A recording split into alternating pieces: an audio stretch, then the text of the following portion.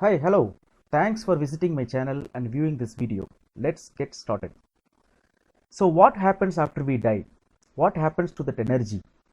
Do we reincarnate into another womb? Our physical body is nothing but an accumulation of the five elements of earth. When the time comes, that is when we die, the earth will collect the body back atom by atom. If you have an awareness that this body is something that I have accumulated, I am using it right now, and when it is necessary, I will drop it. This understanding must be there in you, not at the intellectual level, but at an awareness level. Then death would be just changing clothes for you.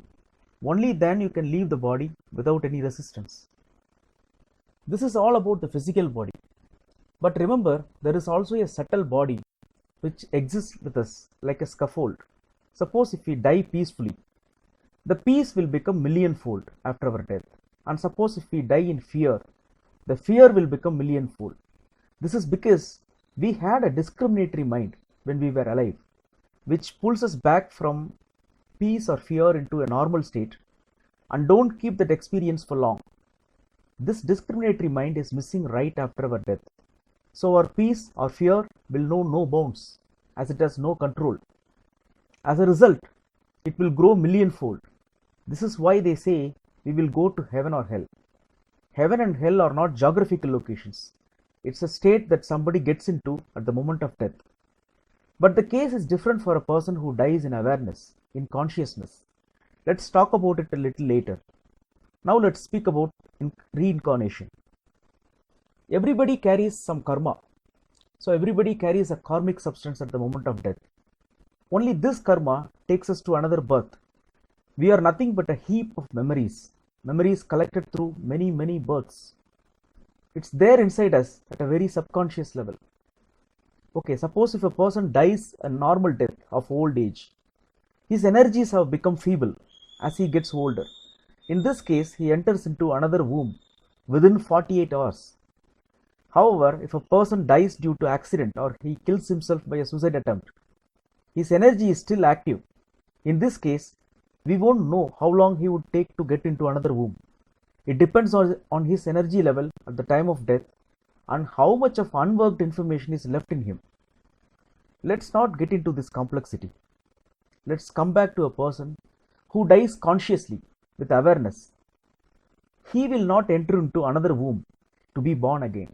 He will enter into the womb of the universe itself. A man who has lived beautifully will die beautifully. In short, death does not destroy anything. The five elements of the body fall back into their original sources. And for the consciousness, there are two possibilities. If it has not tasted meditation, it will move into another womb. If it has tasted meditation, if it has known its eternity, its immortality, it will move into the cosmos and disappear into this vast existence. And that disappearance is the greatest moment. We have become one with the source from where we had arisen. We have gone back and disappeared into it. Just living long means nothing. Length has no meaning. Meaning comes from intensity. It is not a question of quantity but of quality. How long we live makes no difference. How we live, how deeply, how totally, how intensely, how passionately, everything depends on that. Death becomes the ultimate celebration if our life is a celebration. Let me tell you in this way, whatsoever our life is, death reveals only that. If you have been miserable in life, death reveals misery. Death is a great revealer. If we have been happy in our life, death reveals happiness. If we have lived only a life of physical comfort and physical pleasure, then of course death is going to be uncomfortable and unpleasant because the body has to be left. The body is just a temporary abode, a spheroid in which we stay for the night and have to leave in the morning. It is not our permanent abode. It is not our home. The day we become aware that we are going to die, that our death is an absolute certainty. In fact, the only certainty in life is death. Nothing else is so absolutely certain. But somehow we go on avoiding this question of death. We go on keeping ourselves occupied in other matters. Sometimes we talk about great things, God, heaven and hell, just to avoid the real question. The real question is not God.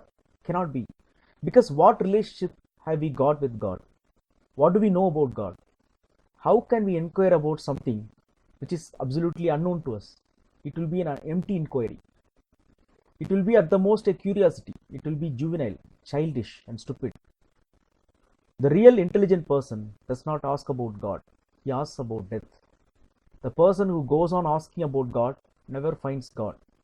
And the person who asks about death is bound to find God, because it is death that transforms us, our vision. Our consciousness is sharpened because we have raised a real question, an authentic question, the most important question of life. But when somebody dies, it is always the other. We say sorry for the loss and feel pity at the very superficial level, as if death is always concerned with others. We feel as if we are no way connected to death. We never realize that death experience is awaiting us any moment. Death is beautiful only for those who have lived their life unhindered, uninhibited, unsuppressed. Death is beautiful only for those who have lived their life beautifully, who have not been afraid to live, who have been courageous enough to live, who have loved, danced, celebrated. Death becomes the ultimate celebration if our life is a celebration. That's all.